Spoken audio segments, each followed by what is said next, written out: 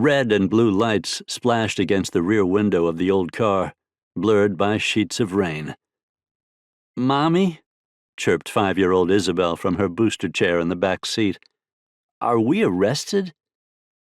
Tessa Stafford sighed, smiling moistly, and lifted her forehead from the steering wheel. She turned her head to look back at her daughter. "No, sweetheart," she replied.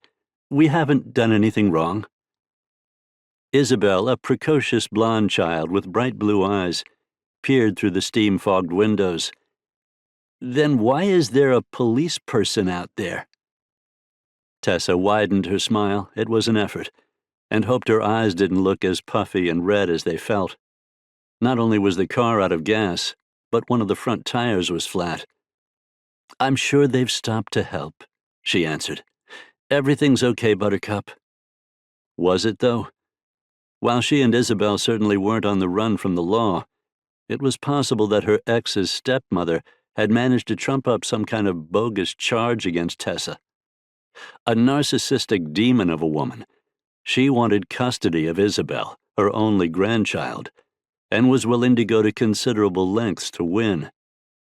Although no less than 3 judges had ruled against her in family court, Marjorie Laughlin was undaunted. She was wealthy, with plenty of friends in high places, and she considered Tessa unfit to raise a Laughlin. A rap sounded at the driver's side window, jolting Tessa out of the worry that was always bubbling away inside her, usually just beneath the surface of her normally calm and quiet personality. She could just make out a tall woman in a hooded poncho, peering in and making a roll-down-the-window gesture. Tessa obeyed, but a face full of rain almost made her roll it up again. "Car trouble?" the police officer shouted over the downpour. She was beautiful, with dark skin and full lips. "Yes," Tessa yelled in response. "I'm pretty sure one of my front tires is flat, and we're out of gas." Nothing like having to holler out something you were singularly ashamed of. The woman nodded, and even though Tessa couldn't exactly read the look in her brown eyes, she gave off a friendly vibe. "You and your little girl okay otherwise? I don't need to send for an ambulance or anything like that?"